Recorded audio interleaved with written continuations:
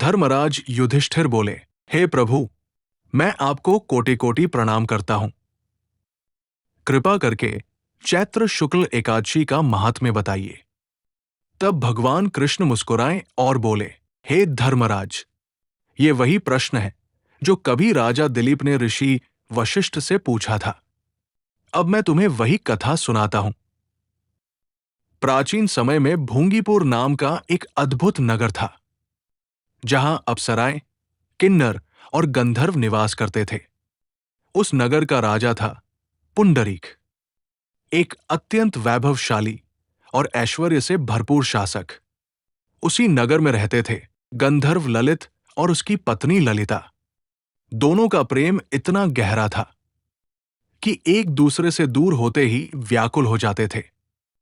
एक दिन राजा की सभा में ललित अन्य गंधर्वों के साथ गान कर रहा था, लेकिन गाते गाते उसका ध्यान अपनी प्रिय पत्नी ललिता पर चला गया और उसका स्वर बिगड़ गया। तभी कारकोट नामक नाग ने राजा से कहा कि ललित अपनी पत्नी का स्मरण कर रहा है। ये सुनते ही राजा क्रोधित हो उठा। उसने कहा, तू मेरे सामने गाते हुए अपनी स्त्री का ध्यान करता है, और तुरंत श्राप दे दिया, तू राक्षस बन जा। श्राप मिलते ही ललित एक विशाल राक्षस बन गया।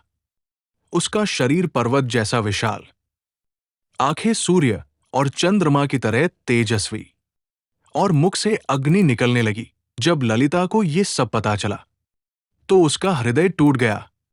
वो अपने पति के पीछे पीछे जंगलों में भटकती रही और हर पल विलाप करती रही।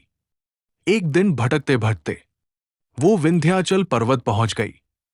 वहां उसे ऋषि श्रृंगी का आश्रम मिला। ललिता ने विनम्रता से अपनी पूरी व्यथा सुनाई।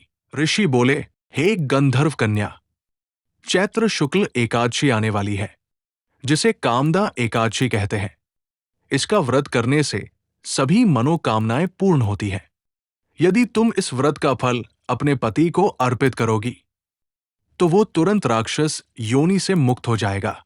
ललिता ने पूर्ण श्रद्धा से व्रत रखा और द्वादशी के दिन ब्राह्मणों के सामने प्रार्थना की, हे प्रभु, इस व्रत का फल मेरे पति को मिल जाए और वो राक्षस योनि से मुक्त हो जाए। जैसे ही उसने व्रत का फल अर्पित किया, चमत्कार हुआ। ललित तुरंत अपने पुराने दिव्य रूप में लौट आया। दोनों ने सुंदर वस्त्र और आभूषण धारण किए और फिर दिव्य विमान में बैठकर स्वगलोक को प्रस्थान किया। ऋषि वशिष्ठ कहते हैं, इस व्रत से सभी पाप नष्ट हो जाते हैं, राक्षस योनि से भी मुक्ति मिलती है और इसकी कथा सुनने से वाजपेयी यज्ञ का फल मिलता है। इसलिए कामदा एकादशी केवल एक व्रत नहीं, बल्कि जीवन बदल देने वाला दिव्य अवसर है। जय श्री हरि।